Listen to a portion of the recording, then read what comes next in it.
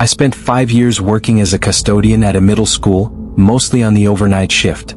People think janitors just sweep floors and empty trash, but those quiet hours when the building is empty, that's when you start to see a side of the school no one talks about. At first I liked it. I'd clock in, nod at the security guard on his way out, and suddenly the place was mine. No students spilling juice down the lockers, no teachers yelling for copies, no administrators breathing down my neck. Just me, the halls, and the hum of fluorescent lights. It should have felt peaceful. But schools after dark aren't meant to feel that way. The first time I sensed it, I was passing the basement door at the far end of the east hallway. Thick steel, painted a dull gray, with a heavy lock that only a handful of staff carried keys for. It always stayed closed. But that night, as I passed, a sharp, icy draft snaked out across my ankles. I froze, staring at the door. The lock glinted under the flickering light above it. There was no reason for air to be flowing from inside. It should have been sealed tight. Then, as if to mock me, the door gave a long, groaning creak. I jolted back, heart thumping against my ribs. The handle hadn't moved, the lock was still in place, and yet I swear I heard it shift. I stood there too long, listening, waiting. But no sound came again, and the air grew still. That's when I realized something unsettling. In a school at night, silence isn't comfort. Silence is pressure. If you're listening right now, maybe in your room with the lights off or earbuds in, I'll tell you something. Schools don't want to be left alone. They hold on to every laugh, every fight, every cry that's echoed through them. And when the day ends, those echoes don't fade, they wait. If you're brave enough, subscribe to Mind's Abyss so you never miss the next story waiting in the dark. Back then I brushed it off. Told myself it was just a vent or my imagination. That was always the easiest excuse. So I went on with my shift. Sweeping the corridors, mopping the cafeteria, checking the classrooms one by one. But the school changed at night. It didn't feel like the same building I walked through in the day. The hallways stretched longer than they should, like some trick of perspective. I'd walk a corridor I knew by heart, but the end would take twice as long to reach. My footsteps echoed back unnaturally, too sharp, as though someone else's shoes were following just behind me, a fraction out of sync. I'd stop suddenly, spin around, expecting to catch someone mid-step. But there was never anyone there. Just the dim light bouncing off polished tiles and shadows where the lockers cut the glow. Even the air felt different. Staler. Heavier. I told myself it was just the old ventilation system switching off for the night, but when I passed the stairwell that led down to the basement, the temperature dropped enough that I could see my breath. In the middle of May, I stood at the top of those stairs for longer than I should have, staring down. The basement smelled damp, sour, like wet concrete and mold. Even without going down, the scent clawed up into the hallway. That alone was enough to keep most staff from lingering near it. Students whispered stories too. Dares about the maze downstairs, tales of kids getting lost in the dark, of screams no one believed. I laughed it off when I first heard those stories. But alone, with nothing but the creaking of pipes and the occasional pop of the lights overhead, those whispers didn't feel so far-fetched.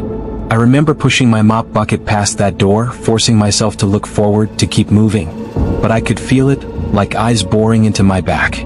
The deeper I moved into the school, the more convinced I became that whatever was down there wasn't just air or mold or shadows. It was aware. I never admitted it to anyone, not back then.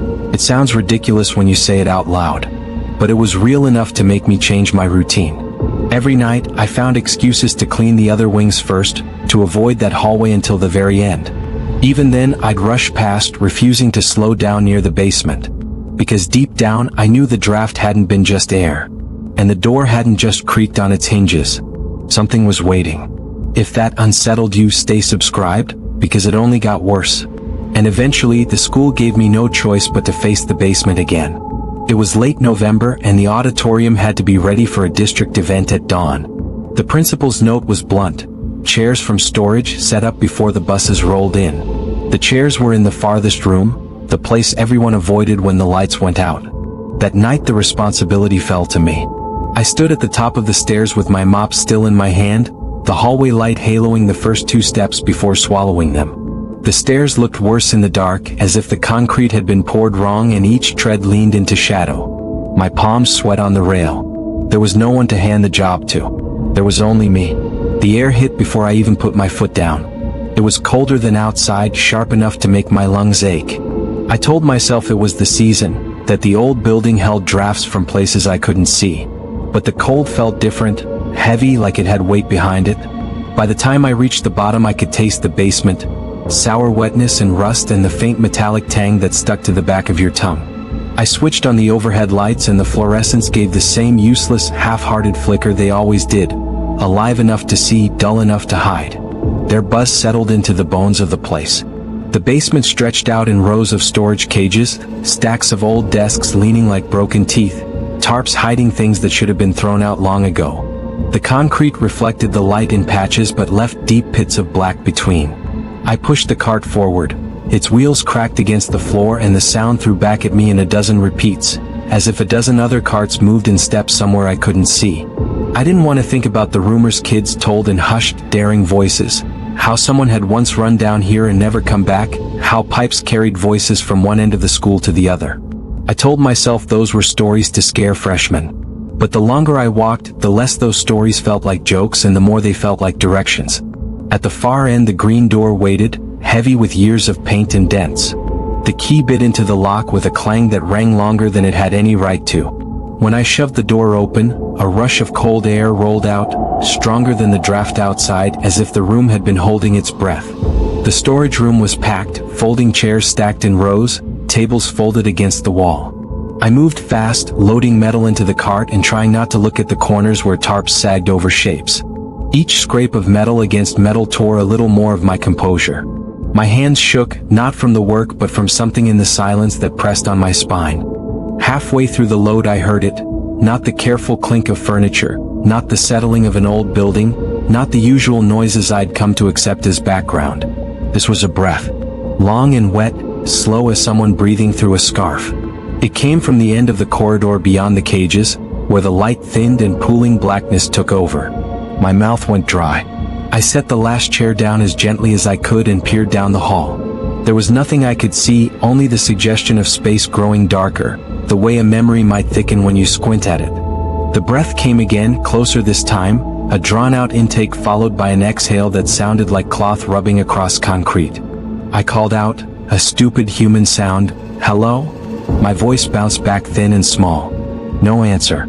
Just another breath. Louder. The sound had no rhythm of someone walking toward me, no shuffling of feet, no scrape of nails. It existed without source, as if the darkness itself had lungs. I forced my legs to move, to keep the cart moving toward the stairs, but every inch felt fought. My mind threw up small, useless rationales. A homeless person sheltering down there, a leak mimicking breath, some piece of equipment I'd never noticed. But those explanations had the softness of thin paper when set against the place's cold. When I turned to wheel the cart out, I saw the door, the same green door I'd left wide open, now pushing shut at the far end of the hall. Not slammed, not violent. It closed like a slow, deliberate blink. Each fraction of its movement pushed more cold toward me. There was a faint sound under the closing hinge, a scrape too soft to be a chair, too purposeful to be the building settling. It was the kind of sound you notice later, the kind that sits with you and refuses to be ignored. For a second I considered running. For a second I thought of shouting for the night guard, of pounding on the door until someone came. Instead, my feet held me, rooted to the floor by the same thing that had been watching me since I first passed that basement door. Attention. It felt like being looked at through layers of air. The door finished its slow, quiet close with a small click that sounded like a trap snapping. The lights hummed. The basement smelled the same, sour and close. And in that moment, standing with the cart between me and the way out, it became absurdly clear that the space below the school had changed. It wasn't just a storage room or a place for old projects. Whatever breathed there had been waiting, and it was now moving. I had to get out. I jolted the cart forward, but the wheels caught on something in the floor. Not a chair, not a crack. Something unseen snagged the caster and held. I yanked, hard, and the sound that came from the other end of the hall was not a breath this time but movement. Something shifting its weight in the dark, settling into place. I didn't know then whether I'd run or stay and fight. All I knew was that the basement had decided it wanted my attention, and I was at the very center of it. The storage door had nearly shut on its own, and I couldn't bring myself to touch it. The way it stood half-closed, balanced on its hinges, was too deliberate. It felt less like an accident and more like a choice the building had made for me. I shoved the cart forward anyway, metal legs of the stacked chairs rattling like brittle bones. The farther I went, the more the basement seemed to fight back against light. The fluorescents hummed overhead, but their glow came in fractured pieces, leaving long strips of hallway buried in shadow. I'd pass under one, then another, but each time it was like crossing thresholds into places I didn't recognize. The air pressed in heavier than upstairs. Dampness clung to my skin, seeping through my clothes until I could feel the chill crawling along my ribs. My breath steamed faintly, catching the faint yellow of the bulbs. I tried to focus on the sound of the cart wheels, squeaking, grinding against the uneven floor, but even that betrayed me.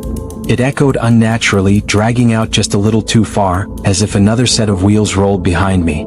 I stopped dead. My cart squeaked to silence. The echo lingered a fraction longer, then stopped, like whoever was pushing the second cart had caught themselves. I didn't turn around. Something in me knew if I did, I might see more than I could handle. Instead, I gripped the handle until my knuckles ached and forced myself forward. The basement wasn't complicated, one hall with storage cages along the sides. I knew that. I'd been down here before. But as I walked, the familiar seemed to unravel. The stairwell I'd come down was gone when I glanced back. Not hidden, gone. A wall where the open stairwell should have been. And ahead, the hallway bent left when I knew it should run straight. My pulse thudded in my ears. The worst part wasn't the fear of being lost. It was the feeling that the building wanted me lost. I passed rows of tarped shapes, furniture, boxes, stacks of supplies, but some of the tarps shifted as if they were breathing. Not from the draft. From underneath. The air was heavier down here, like lungs drawing in, lungs exhaling.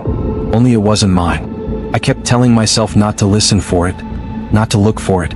But then I heard the sound I'd been half ignoring all night. The drip. At first faint, background noise. Now steady. Loud. Urgent. It drew me farther down the hall. My shoes slapped against the concrete, echoes multiplying, bouncing ahead of me. I turned one more corner and saw it. A wide, glistening puddle across the floor. I crouched, swallowing against the sour taste in the back of my throat. The surface was too thick, almost viscous, reflecting the overhead light in broken pieces. It didn't ripple, didn't shift with the draft that tugged at my clothes. It clung to the floor as if it belonged there. My first thought was burst pipes. My second thought, the one I couldn't shake, was blood. The copper tang hung in the air, sharp and metallic, catching in my nostrils. I leaned closer and noticed faint streaks leading out of the puddle. Not lines of water, but smeared trails, as though something heavy had been dragged through it. My throat went dry. I wanted to back away, but my reflection in the puddle rooted me in place. It wasn't right. It was too long, stretched at the edges, eyes blacker than they should have been. I blinked, and the distortion snapped back, but I swear for an instant my reflection grinned when I hadn't. I nearly bolted then. But I forced myself upright, chair legs still clutched in my hand like a weapon. That's when the drip stopped. Clang. Sudden. Like someone had turned off a faucet with purpose. No pipe does that. Not in a building this old. If you've stayed with me this far, subscribe to Mind's Abyss, because this basement hadn't even begun to show me its worst. The silence that followed was worse than the noise. My ears rang with it, searching for anything, any sound at all. Instead I caught movement at the far edge of my vision, the green storage door. I froze. It wasn't behind me anymore. It was at the end of the hallway. I hadn't turned. I hadn't doubled back. The building had shifted itself, sliding the door to where it wanted me to go. The corridor seemed longer now, stretching unnaturally, the door impossibly far away yet clear in view. Its surface glistened with condensation, faint droplets sliding down the chipped paint. I blinked hard, thinking it was my eyes playing tricks, but when I opened them again, the door had inched closer. The puddle at my feet trembled, just once, as if the floor beneath it had taken a breath. That was the moment I realized the truth. The basement wasn't just empty storage space. It wasn't just haunted by stories or whispers. It was alive. And it was pulling me deeper, step by step, whether I wanted to follow or not. The corridor was no longer just a hallway. It had become a current, dragging me toward the green storage door that pulsed at the far end like a beacon. My shoes scraped the concrete, but no matter how hard I tried to slow, my legs obeyed a rhythm that wasn't mine. The building wasn't pretending anymore. The fluorescence above groaned, their hum bending into a low vibration that rattled the pipes and settled deep in my chest. It wasn't electricity, it was resonance. Like the sound of a throat clearing, preparing to speak. I muttered aloud, desperate to hear something human in the void. It's just a school. Just brick and steel. But the air caught my words and warped them. I staggered. That wasn't an echo. Echoes don't drag syllables out, don't savor vowels like they're being tasted. It was something repeating me, mocking me. I gripped the chair leg until the wood creaked in my fist and kept moving, unwilling but unable to stop. Behind me, the puddle crackled as if bones shifted beneath its surface. The copper tang thickened until my tongue felt coated in it. The smell was so heavy it burned. I told myself if I reached the door, it might end. Maybe it would be an exit, or maybe I'd wake up leaning on a mop handle, laughing. But the closer I got, the less it looked like a door. The green paint blistered, bubbling as if heat rose from inside. The lock bulged outward like a growth, metal stretching unnaturally. Thin streaks trickled down its surface, not condensation but liquid dark and syrupy, catching the dim yellow glow. Veins. The steel had veins. I froze. The knock wasn't impatient. It wasn't even asking to come out. It was acknowledging me. A chorus of voices slipped through the seams of the frame, rising all at once. Some were high and childish, others low and guttural. Teachers, students, strangers, I couldn't separate them. They overlapped, repeating fragments. Stay. Don't leave. We're waiting. They weren't coming from behind the door. They were leaking through the door. My chest squeezed until my ribs felt like they might splinter. I bent over, hands slapping the floor for balance, and recoiled instantly, because the concrete wasn't hard anymore. It pulsed. A dull, wet rhythm, steady and deliberate. A heartbeat. That was when it hit me. This wasn't an empty basement. It was an organism. Walls like flesh. Floors like veins. Air like breath. I forced my eyes upward just as the door shifted again. The steel surface rippled like disturbed water, shadows swimming underneath. My grip on the chair leg faltered, slick with sweat, but I raised it anyway and hurled it. The wood smacked against the door, splintering on impact, clattering to the floor. For a second, everything stopped. The voices cut. The heartbeat paused. Then the door convulsed. Metal shrieked as it bulged outward, hinges twisting, bolts straining like teeth being pried apart. The entire frame groaned. Black shadows seeped through the cracks, thick and viscous, stretching across the floor like tar. It coiled around my ankle, cold so absolute it felt like my leg had been plunged into ice water. My skin went numb instantly. I tore free and stumbled backward, slipping on the wet floor. My palms slapped down hard, scraping raw. I scrambled to my knees as the shadow reached again, stretching, curling like fingers eager to drag me inside. The lock popped free with a sharp crack. The sound rang like a gunshot. The door swung open. I didn't see storage. I didn't see a room at all. I saw a void. A vast black, fluid and endless, rippling as if stirred by unseen hands. Figures drifted within it, silhouettes of children and adults, mouths yawning wide, words pouring out like smoke. They pressed against the threshold as though the only barrier was the act of me standing there. The puddle at my feet quivered and stretched, tendrils tugging at my shoes, pulling me toward that dark expanse. My nails raked the concrete as I fought back, scraping until blood smeared under them. That's when it called my name. Not a whisper. Not distortion. My name, Daniel, spoken perfectly in my mother's voice. I froze. My arms weakened, knees sliding. The pull grew stronger. The black was almost at my toes. And then, interference. The lights above burst in rapid succession. Pop, pop, pop, glass shattered, sparks rained down, plunging the hallway into darkness. The pull ceased instantly. The voices died. The door slammed shut so violently that dust snowed from the ceiling. The fluorescents flickered back one by one. The puddle was gone. The door was back at the far end of the hall, locked and silent as though it had never moved.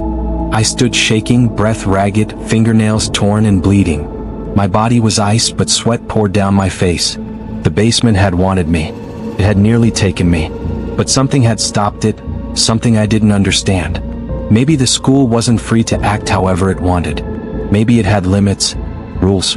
But that meant one thing. The next time it wouldn't stop short. And I knew deep down there would be a next time. The door's violent slam echoed through the basement, reverberating in my bones long after the silence settled.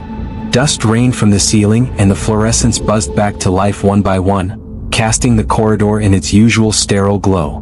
The green storage door stood at the far end, perfectly ordinary again, its paint chipped, its lock unbroken, as though none of it had ever happened. My chest heaved, lungs burning, but I didn't dare move.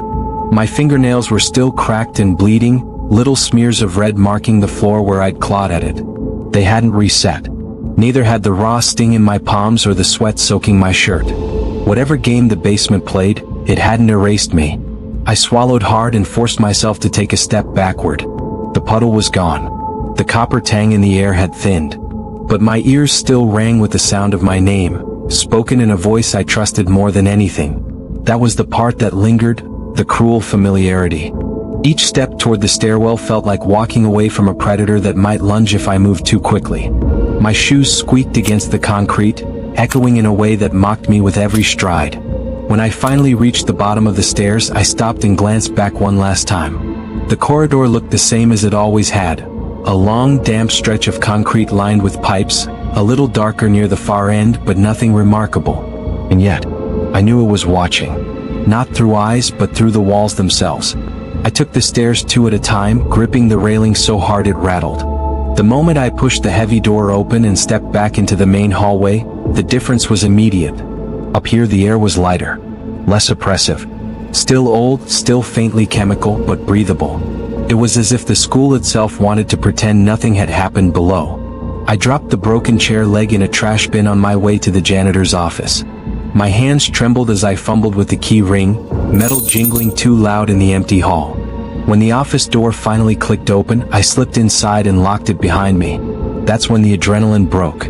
My knees buckled, and I sank into the chair at the desk, pressing both hands against my face. For the first time in 5 years working this job, I felt completely unwelcome. Not just uncomfortable. Not just spooked. Unwelcome, like I had trespassed into something sacred or forbidden. I kept replaying the moment the shadow wrapped around my ankle, how cold it had felt, how absolute. It hadn't been trying to scare me. It had been trying to take me. And the door, whatever existed behind it, knew my name. That wasn't random. It wasn't generic haunting. It was personal. The clock on the wall ticked past 3 a.m. I should have gone back to cleaning, but the thought of re-entering those halls made bile rise in my throat. Instead, I sat in silence, staring at the desk until the minute hand dragged itself forward to 4 o'clock, then 5 o'clock. At some point, the fatigue won and my head dropped against my arm.